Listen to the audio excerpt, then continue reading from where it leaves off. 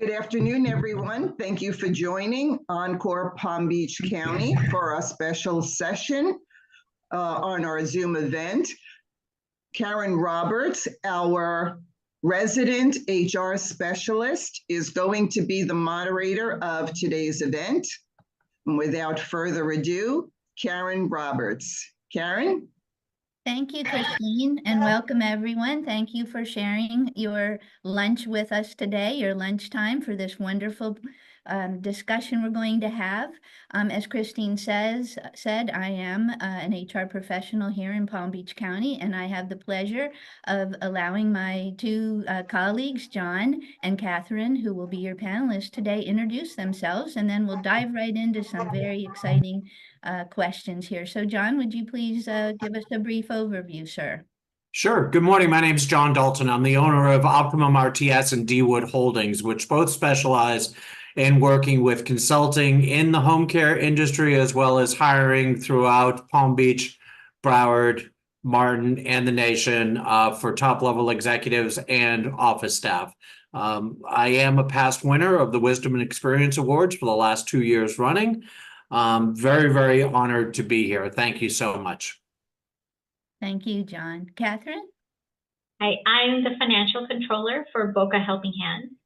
We were a past winner last year, and we provide pantry distribution to Palm Beach County residents, and also job training programs and resources for rental assistance, utilities assistance, and childcare.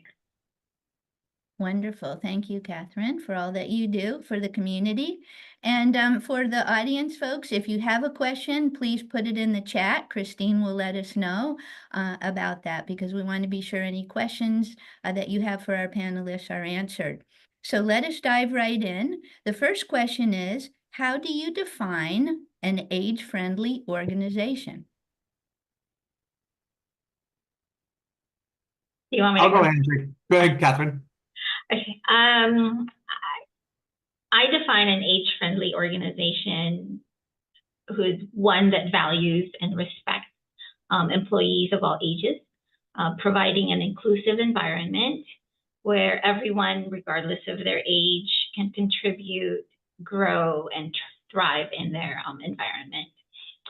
This includes, offering policies, practices, and benefits that support them to have a work-life balance. Thank you. John? Right. Yeah, I would simply, add to that. I believe that Katherine is correct in everything that she just said. It's really an employer that looks beyond what a person is and instead focuses on who that person is and the value that they can bring to their organization, looking beyond any one particular facet of that person's identity, and more looking at their abilities. Mm-hmm. Wonderful. I know that is a bit of a answer for our next question, but I'm going to see if there's anything else that comes to mind making an organization age-friendly. As winners of the Wisdom and Experience Award, you certainly know what attributes do make an organization age-friendly. So is there anything else you'd like to share in that regard, in case we have somebody on the call that's hoping to make theirs age-friendly, or they want to apply at a place that is age-friendly? What are some of the key attributes that you might call out in addition to what has just been shared? Anything else come to mind? Katherine, would you like to go first, or I can jump in? You can go ahead. Yeah. So it's all about leadership. It's all about leadership of organizations. As human beings, we often emulate those that come before us or are our leaders. Children emulate their parents. Employees emulate their bosses. The bosses emulate the owners. So we need to start from the top and look at how we are treating our existing staff. Are we treating our existing staff with respect? And that would be someone that is just entering the workforce at early 20s, post-college, or even post-high school. and how we're working with the folks that are on the other end of that. Often we talk about how people go ahead and think about a younger generation. Again, this goes to a question that you might be asking in the future, but we can find a lot of our solutions for the issues that arise when people start talking about millennials and Gen Zs in the work and life expectancies. Not life expectancy is how far they're going to live, but what an older woman or man expects from their job, and how they go about doing it. So really it's setting the tone from the top, and making sure that everyone feels included. And sometimes at the top, we have to go ahead and force some of those interactions between the young and old. You know, we're conditioned from a very young age that the girls sit at the girls' table, the boys sit at the boys' table, right? And then as we get into work, well, the young employees sit with the young employees and the old employees sit with the old employees.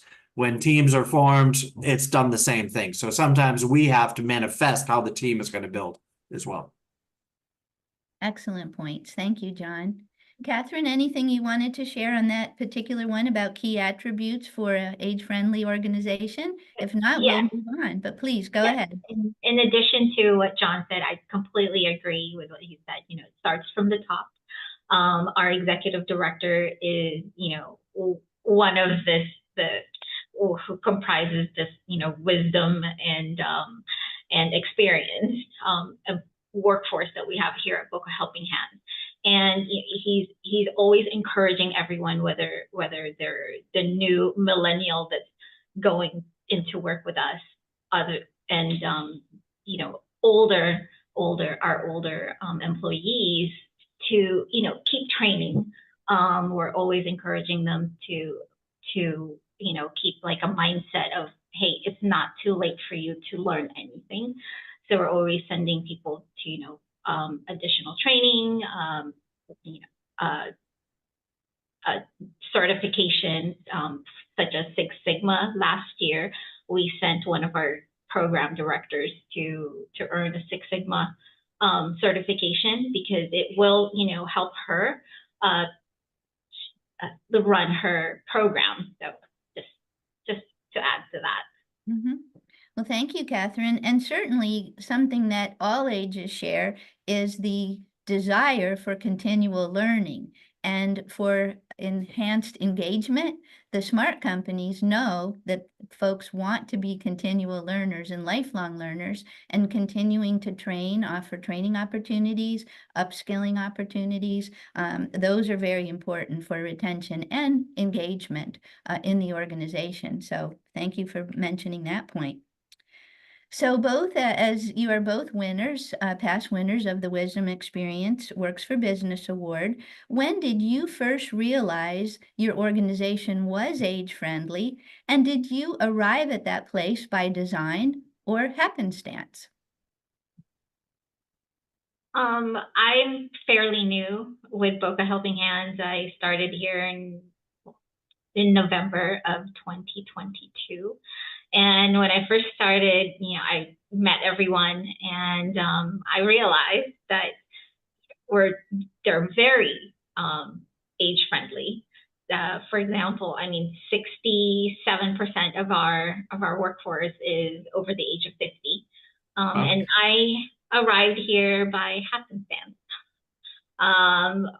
My husband and I we're what do you call this?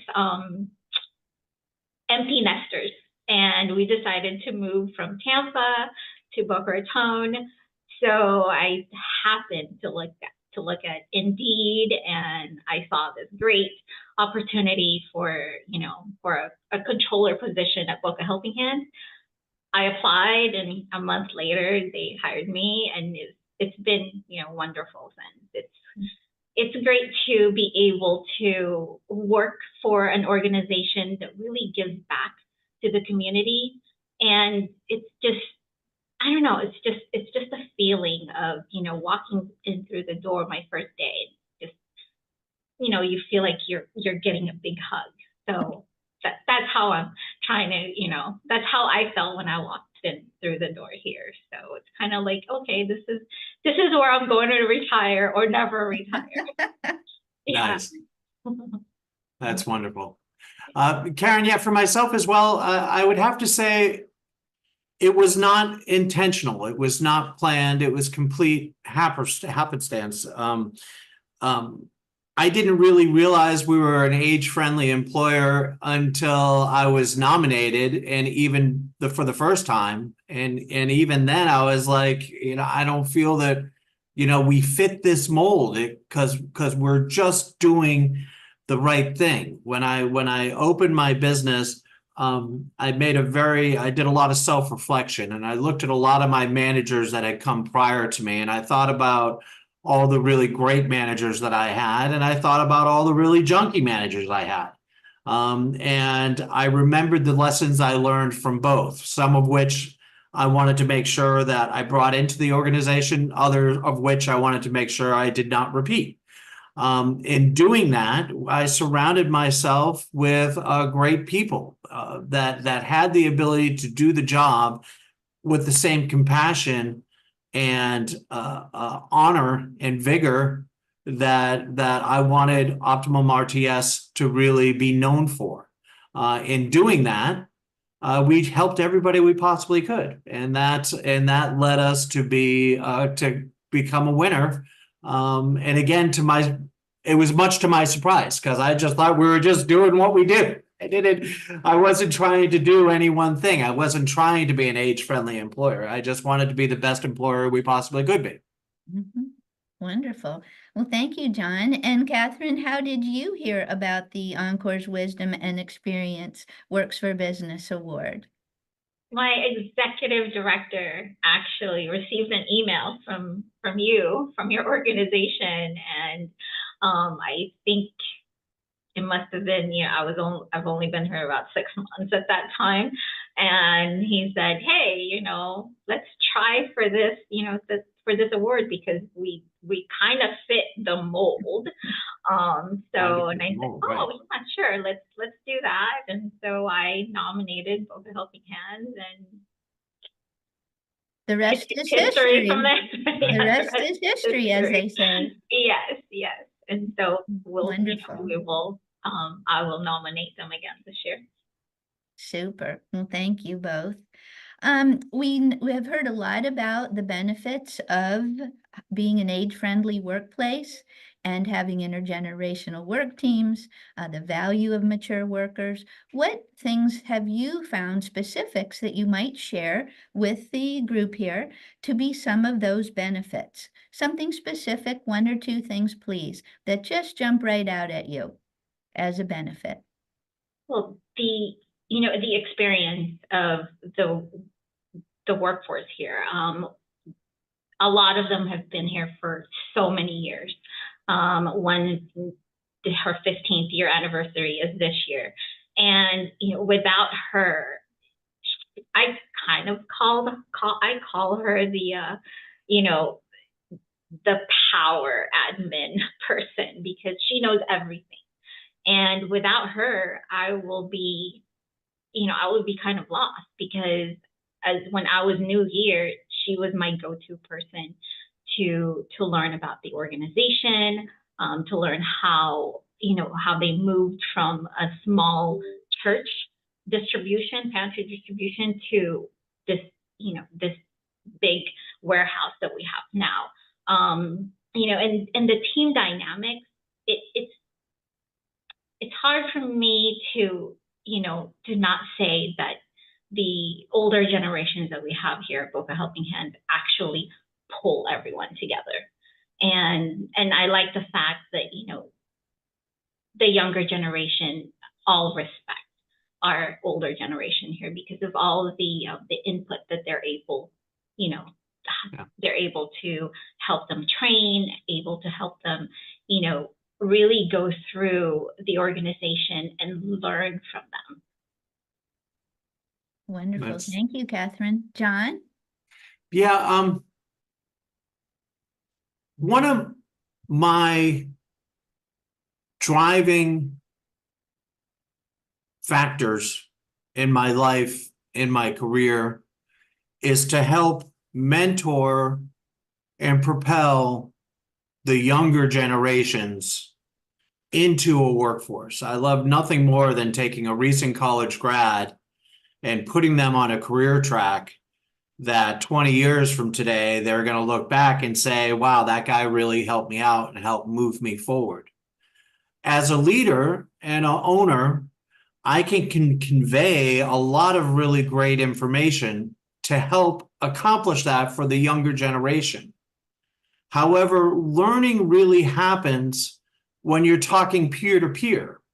So if you create an organization where part of the population of employment are above 55 and part of your population are below 35, those two sectors of your organization will start to communicate.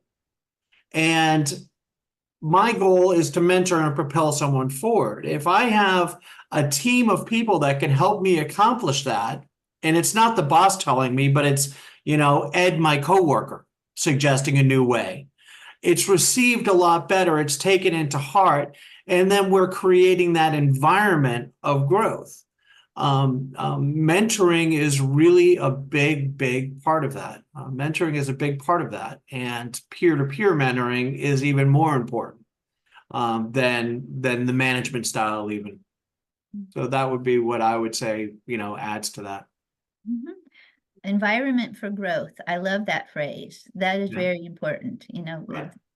Thank you for that. That really paints a picture in our mind. So thank you. Now, we just talked about the benefits of mature workers. Now we're going to use that word benefits in a different way. As organizations, we provide benefits for our employees. That is one way we attract and retain people. Any particular benefit offered to your mature workers seem to be more popular than others? Something maybe you've tried or found, and of course, many benefits are appropriate for all age levels, of course, but just wondered if by any chance something really has been especially helpful to your mature workers, perhaps they've shared. We have a really flexible work environment, and so if they need to work from home on certain days, if they're not feeling well, or just the AC guy needs to come to their house, we have a really flexible working arrangement with everyone. But also, the professional development that we have here at Boca Helping Hands, it extends to everyone, and they've all said they're just because they're at retirement age doesn't mean that they don't want to learn anything, and or they don't want to learn anymore, and they do. And when they come back from those classes, they really bring in whatever it is that they learned into our our policies, procedures, whatever it is that we send them to. And it's been great to hear that we're trying to really promote a work-life balance here. Hence, we have the flexible working arrangement. Yeah. Wonderful. I would agree wholeheartedly with Katherine in regards to the flexibility side. Is really one of the biggest benefits that a more senior worker is going to be looking for. If we're going to be talking about tangible benefits, i.e. health insurance, certainly once somebody gets above 65, the benefit savings, cost savings to an organization can be substantial. So that would be a reason why organizations might think of bringing in a more senior workforce as well. But I think the biggest benefit that an organization can give to a more senior worker is just respect. We have to respect where they came from. We have to respect their knowledge. In many of the trainings that I do on leadership, I talk about the fact that, I'm really not teaching an old dog new tricks. I'm just simply helping them remember the ones they forgot, right? But, just to continue with that scenario, and no disrespect meant, those old dogs still know a lot of tricks that I don't know. that they can go ahead and they can teach me as well. So it's respect for where they came from. It's respect for their knowledge. It's respect for their worldviews, because if we don't learn from history, we're bound to repeat it. Period. That applies to the business world as well, right? So the lessons that a more senior worker is able to bring into your organization can really help the younger generation run their business much more smoothly, because they have seen these issues come up before. Mm-hmm.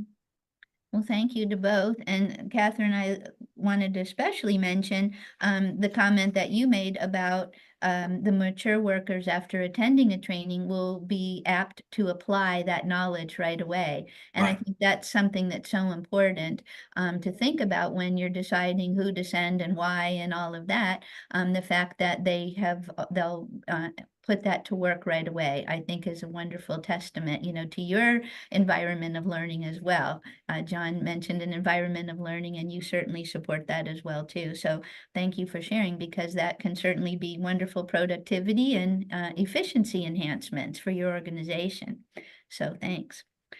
Okay, the next question up is, are there any specific strategies in place, either that you do in your organization or that you have seen, to attract and hire individuals from different age groups? So specific strategies that you've either implemented yourself or that you've seen to ensure that different age groups are attracted and can be hired. Well, our job posting is very inclusive, and I've included a phrase where basically we're a very age-friendly organization, and that we were the wisdom and experience award recipient last year. And the candidates we're getting right now, we're actually hiring a grant manager. Any of you know anyone who will be interested? We just lost one to another charitable organization.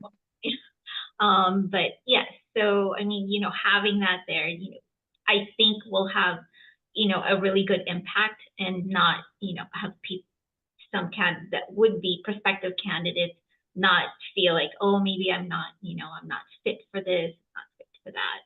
But it's like we're very diverse, the diverse recruiting initiative. Very good. Thank you. Glad to hear you use the fact that you're the award winner in your recruiting. That warms our heart. I try to throw that in there. It warms our heart. Thank you. Yes. John? Breaking bad habits. Just let me say it. Breaking bad habits. I have been guilty of ageism. I have been guilty of it. I just have. I've been a recruiter since 1991. I know that many times as a recruiter, one of the first things I would do is look to see when the person graduated, so I could extrapolate probably how old they are, and then making a decision in regards to if I wanted to interview based on that. That was not right for me to do. That was a lesson that I had to learn early on. As a recruiter, and you learn the hard way. I make a decision saying, you know what, Ed's not right because he graduated in 1984. So he's not going to be right for this. Let me try to find somebody else that's going to be more appropriate, only to find out the company hired Ed on their own. How silly was I? So sometimes you have to touch the hot stove to realize what you're doing is inappropriate. Sometimes we don't even realize it because we all have our preconceived notions of what the perfect employee is going to look like. So breaking those bad habits again and emulating that from the top, to teach the other recruiters that are coming in underneath and are working with me that that's not the case, right? We don't want to know when they graduate. We don't want to look for that. We want to look for the person that's going to be best for this position. Now I hire a lot of salespeople into organizations, and with those, we do want someone that is coming in without much experience, that doesn't have any bad habits already in sales. So we want to train them to be the best they possibly can. But at the same time, we have other folks that we look at that's really going to round your team out and make that team even better and stronger. So again, looking not at the who or what a person is, but looking at what they bring into the organization is truly the key. And recognize it when we're being ageist. Just recognize it, pointing it out. When I'm talking to my clients, it's the same thing, right? I've learned long ago that everything is sales. Every conversation you have is sales, right? I've learned that I can pretty much understand what the objection is going to be before I say it, before I get into a conversation, and then lead with the objection. So, Katherine, I have the perfect person for you. You're going to notice that he, Ed's a little bit on the older side, but he's going to be perfect for this and this and this, and his strengths are here and here and here, and this is why you want to see him. So that disarms the person you're talking to immediately, because you've taken their objection away. They can't say, and I apologize that I'm using you, it's just you're right there on the right-hand side where I can see you. You take it away. Now they can't say, well, this person is too old. You've already said that. So that disarms them. Now they can't repeat it. And I've showed why this person is going to be great for it. So A, catching it in yourself, and B, saying the things that are hard to say and making sure that the people you're working with understand how you feel and why you feel that way. Great. Disarm objections up front. That's great. That's great. Okay. You both have spoken about leadership and ways that your organization promotes an inclusive and respectful culture for employees of all ages. Is there anything else you wanted to share on that particular question in ways that you promote inclusion and respect? Listen. Right. Listen. That is the key word. That is the key word. You do not know what your employee needs until you listen to what they need. You do not know what an employee can offer until you listen to them tell you what they can offer.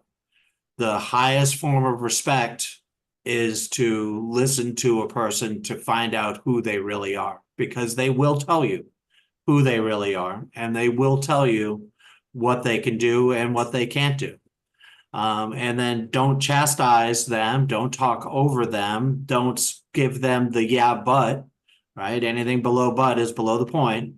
Listen to them. And I think that's one of the keys to being a great leader, and really just a good person. Right. Just a good person. I completely agree. I was going to add, have an open dialogue. Yeah. So, and that's completely, that's exactly what it is. You have Right. to listen. Don't just, talk to your employees, but actually listen to them. Right. And that is a tough skill. A lot of people think they're great listeners, but we know that that is a skill that should be lifelong learning, to continue to always practice the best listening possible. So thank you both for that. Our next question is the fact that we spoke a little bit about mentoring already, in the respect that mentoring is a great way for mature workers to mentor the younger ones. We've also heard about mentoring up, and John, you alluded to that, where sometimes the younger person can be sharing experiences and expertise with a more mature worker, and vice versa. So tell us a bit about what your organizations do, either formally or informally, in regards to mentor support, and how has that experience been for your organization? We don't, we have a sort of an informal mentorship initiatives here at Boca Helping Hands. For example, one of our drivers approached me last week and asked me how he can, how he can do what I do. So basically, he said, I want to be you. I'm like, oh, okay. Well, you want to do everything I do, because it's quite a bit, and I would suggest it because I'm pretty much I'm in charge of HR, accounting, risk management, and the volunteer program here.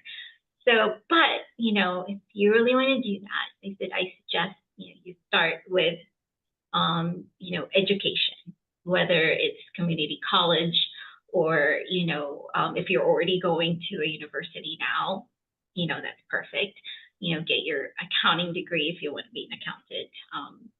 But that's where I suggest you start there. However, learn our business, because he said he knows what we do, but in the admin, in the office, he doesn't know what everyone does.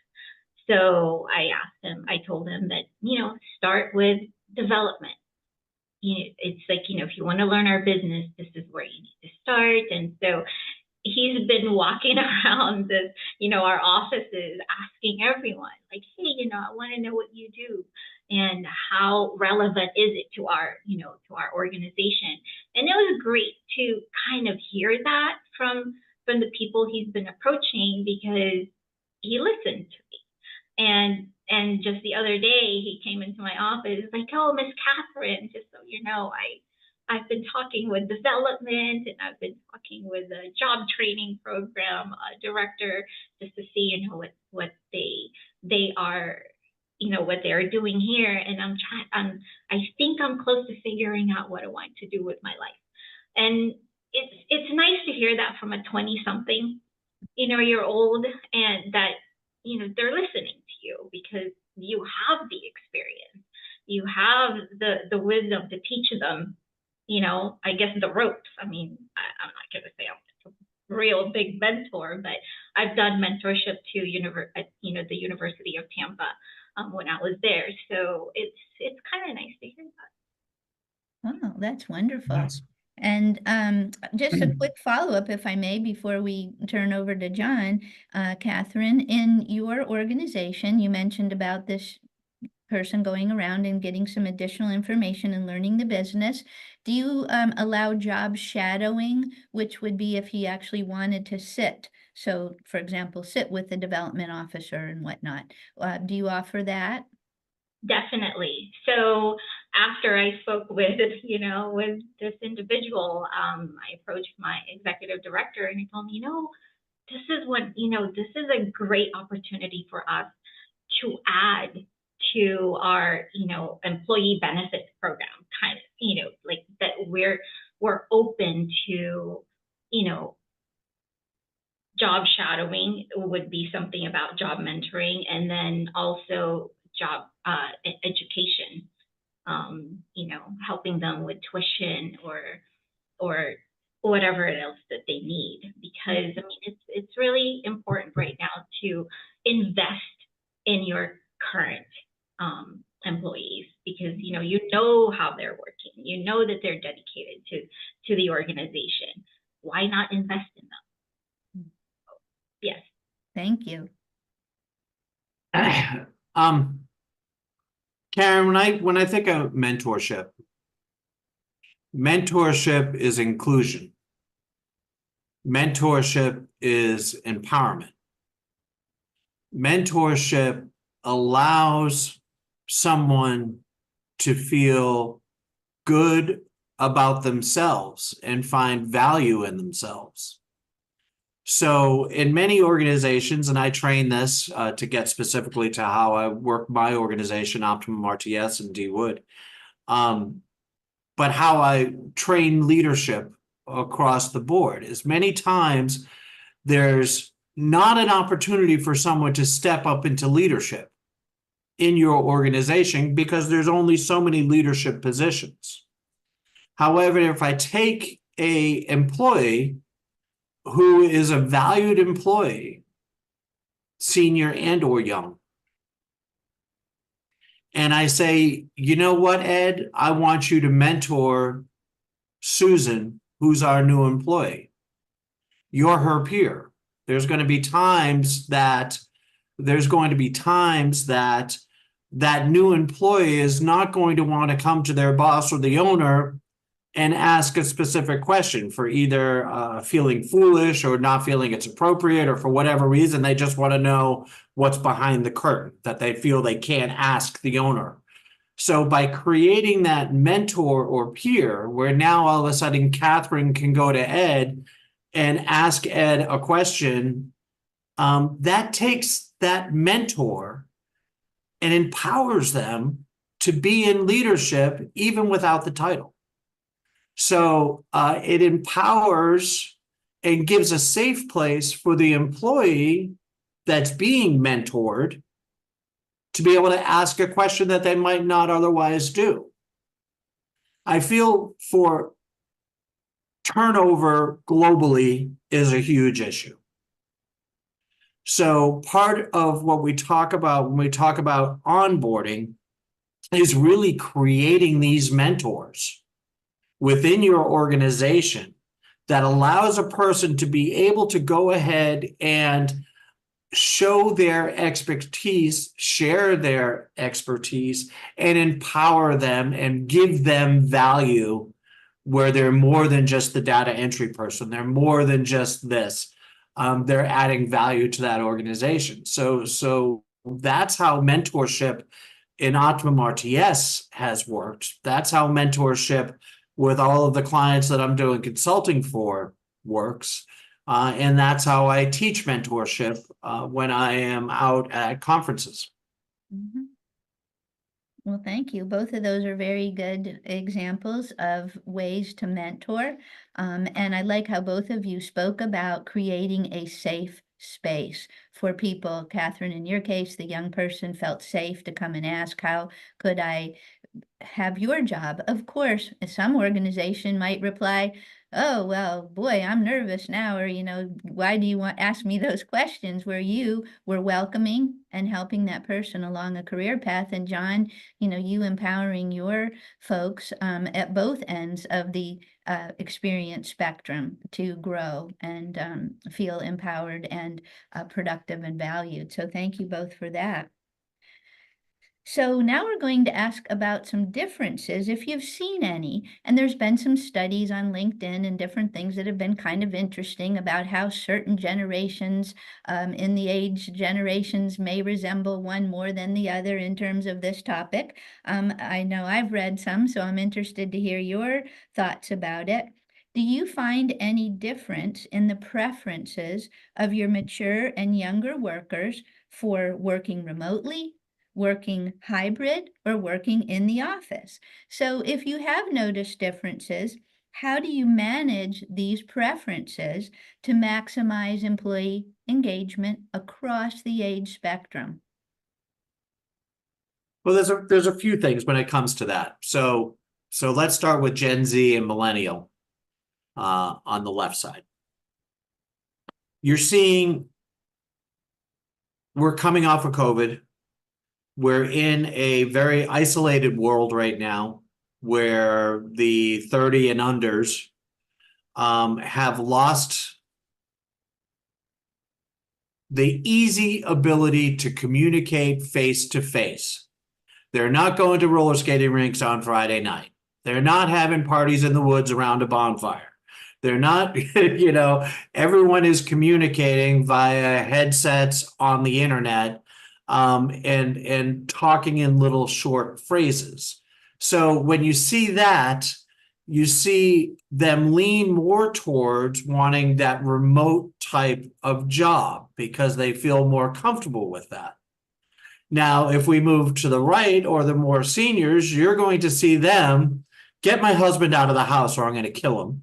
And they want to be in person because they've always been in person, right? This is how you do it. So, let's go back to the mentoring again. This is where we have to explain and say the things that are hard to say. Where does growth happen in your career?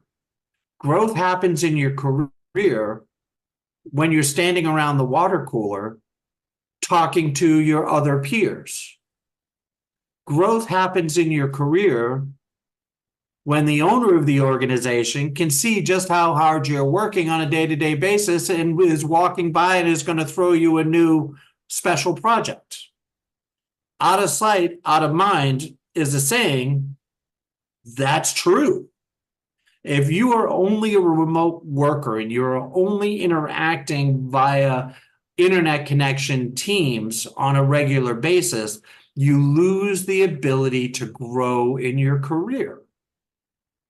Who better to say that than, again, your peer mentor who has grown in their career up to being the comptroller, has retired, and now just wants a job to come back and not have to think too hard, using that very liberally, but not have the same responsibilities of a comptroller.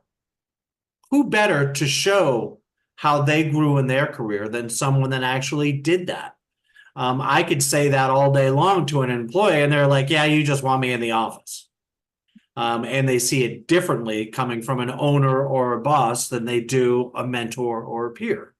So I think we see a realization coming around. Now I lecture a lot on managing millennials and Gen Z and mentoring for leadership. And when you look at all of the studies that you're seeing, the Gen Z, not millennials, Gen Z, have much more in common with the greatest generation, our World War II, right? The greatest generation, than they do with the boomers or the Xers. They want to get into an organization. They understand they're not going to come in at the top. They understand it's going to be hard work. They understand they only want 3 or 4 jobs. They want a career that they're going to grow with. So you're starting to see that full circle come back again. But we need people that are in non-leadership roles to really be spreading this word as well, because millennials and Gen Z do not trust people. They've been lied to their whole lives, and they just do not trust people. They hear people saying global warming is not real. They see tornadoes all across the country and hurricanes. And, the hottest summers ever. They hear this from the Xers and the boomers and everyone older than them, and they're seeing something completely different. So they feel as if they've been misled. So we need to make sure that we're saying the things that are hard to say, working with our younger generations to bring them forward. But I'm going to make another point, because this is also very, very apropos for our conversation. One of the biggest things we hear about Gen Z and the millennials is that they're lazy. They don't want to work. They're lazy. They don't want to work. They don't want to come in. They never show up. They ghost us during interviews. They call, yeah. Okay, so the question first I say back to the clients is, how many interviews did you do last week? And how many of those candidates did you call and tell them they didn't have the job? So did you set the trend for them, or are they emulating you because you didn't call them and tell them they didn't have the job? So why would they call and tell you they don't want the job? Right? You're sort of creating that scenario for them. Additionally, what COVID taught the younger generations is this. When I first opened my company in 2014, we talked about the gig economy. The gig economy is coming. The gig economy is coming. The gig economy is coming. Well, 2020 came and the world shut down, and all these 20-something, 30-something, 40-somethings, everybody needed to figure out where they're going to get their cash and how they're going to make ends meet. So they learned how to work the gig economy. They learned how to go and drive Uber. They learned how to do DoorDash. They learned how to do, that's when the Instagram influencers really started to pop off. They learned all these other ways to make their money. So if we are not creating an environment for them that's going to allow them into our community and allow them into the business world, we're not going to have that staff. So it only can be filled by the more senior worker now. If you make $15 an hour, that's $600 a week you're going to get paid. If you take away taxes, that's $487. You got to put your kid in daycare, that's $200, you're at $287. You're going to eat lunch every day for $10, $50, now you're at $237. You got to put gas in your car, $50, now you're at $187. So I'm going to go work for 40 hours and I'm going to make under $200 for the week. Or I go drive Uber tonight and make $200 and I'm with my child all day. What would you do? Right? The senior, on the other hand, might be living on a fixed income, having to stay below a certain income level because of their Social Security benefits, and they're more than happy to make the $15 an hour. So we can fill that, right? And re-educate the left end, the younger kids, right? I don't know why left to right. I guess you read left to right, so younger's on the left and older's on the right. That's how my head works. So re-educate them that the only way for you to grow forward, and you cannot be an Uber driver for the rest of your life. Influencers are only going to influence, just like a woman or a man in acting. Sorry, you age out of being that, and there's fewer and fewer needs. So they are going to jump into the work world, but meanwhile back, that is what I see going on with the younger and the older generation being able to help augment and fill those spots in between, and again, mentor, lead, and train the younger from the older. Well, I'm going to sum that up by saying now, as business owners and HR folks, we now have a new thing to contemplate after listening, John, is lifestyle fit. So I think you might be onto something. This lifestyle fit is another thing to consider. So thank you for sharing. Katherine, anything that you found in your organization in terms of who likes what, the remote, the in-office, or the hybrid? What have you found is most engaging to your folks?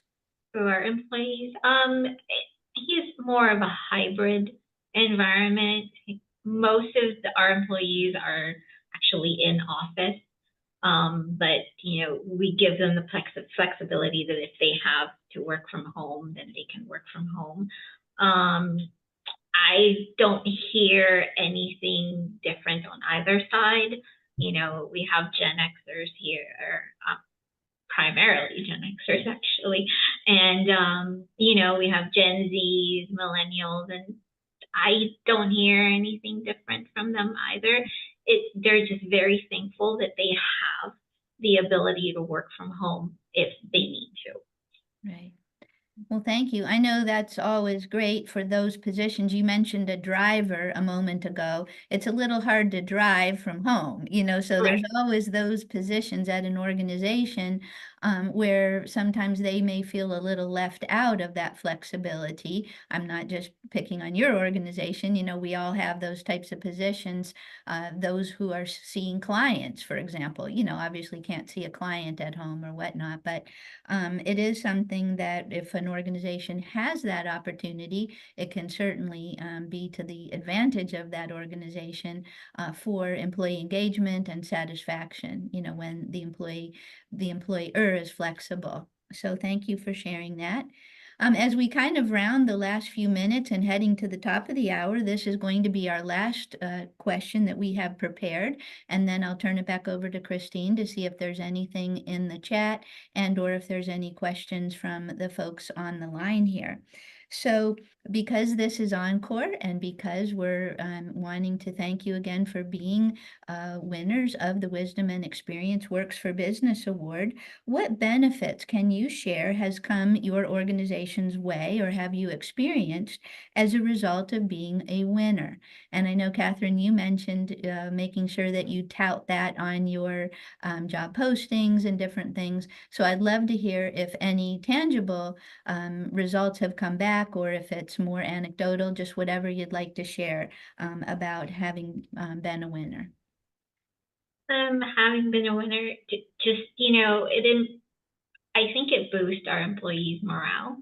and it gave our employees more. We have more visibility, within the community, and it actually increased our volunteerism. So Boca Helping Hands is a very small organization here in Boca Raton. We only have 24 full-time employees, and the rest are volunteers. We have over 300 volunteers who volunteers here on a yearly basis. And, our volunteers are basically our core. Without our volunteers, the 24 people here are, we can't do what we do. And it actually attracted more people, with our volunteer recruitment than our employees, because it's very limited, like I said. And, and also, our employees are more engaged with each other, just like what John said about, peer mentoring. I think we don't acknowledge it as that, but I think it's more of that, the peer mentoring. They're going to the experienced coworkers, like, hey, how did you do this before? And what do you think, I can do better to be, where you are now? Or because it seems as though that we kind of have some disconnect with the different programs sometimes, because I work with all of them, but they don't work with each other because the pantry program is separate from the job training program. So having, more communication and having that information that, hey, we are, the wisdom and experience awardee last year, and because of that, we're having all this initiative this year. We're implementing a lot of initiatives to be that organization that is, age friendly, and having initiatives for education, training, etc. Wonderful. Thank you, Katherine. John, you want to bring us home, sir, as we head to the top of the hour? Sure. Katherine said it. It's all about employee morale. I run my business. I live my life that it's not about me. So I don't feel like I won the Wisdom and Experience Award as much as my team won the Wisdom and Experience Award.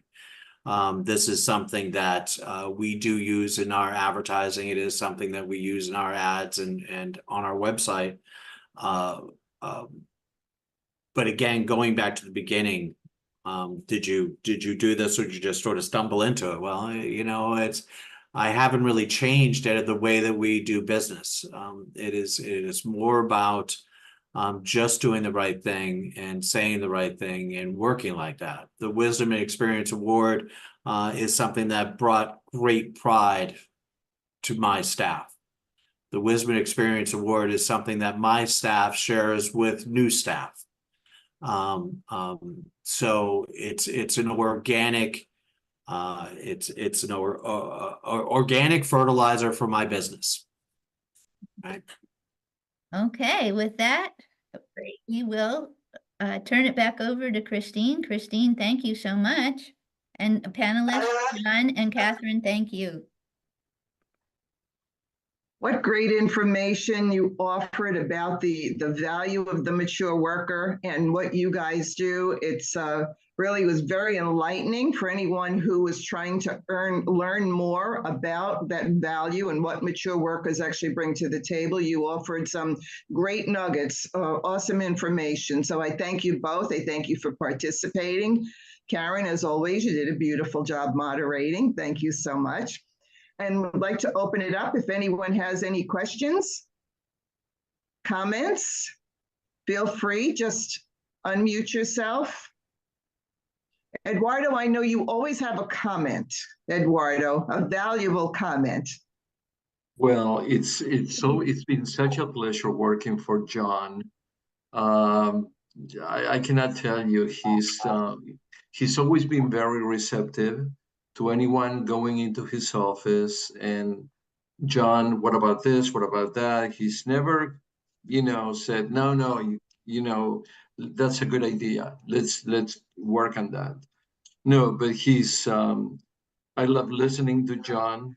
Katherine, you were wonderful as well. So thank you for your organization. I love organizations that they do so much for the community. As a newcomer, well, not as a newcomer to Broward County, but as an immigrant to this country, I am still in awe to all the companies that are doing so much for so many.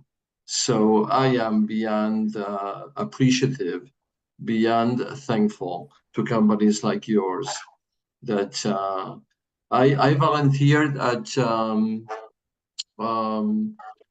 the food bank here. I've never seen so many people involved in the dispensing of the different items. And so it was great. It's great. I love what you do. I love this. But no, that's my comment. So the great points. And Karen, as usual, you were wonderful. She's the best. Okay. Well, thank you all. Christine, will, as I said, turn it back to you. And I know that you had something to share in terms of what Encore Palm Beach County is up to next. Yes, yes. Well, you heard of all the great reasons to be age-friendly, and you have an opportunity to learn more at our Wisdom and Experience event on September 26th. It is an opportunity where we recognize the organizations, companies, and businesses that honor and value the mature worker. And you also have an opportunity to nominate your own company, as well as be a sponsor for our event to help us be able to host this event for so many. This is our 4th annual, and it's a great event. And if you'd like more information, please visit our website at encorepbc.org. And thank you everyone for joining us, and anyone on the call who'd like more information, please visit the website or contact me directly. And the invitation was, my information was in your invitation. So by all means, join Encore Palm Beach County and become an age-friendly employer to the mature workers who are so many in Palm Beach County. Thank you so much. Rosemary, would you like to give any final thoughts?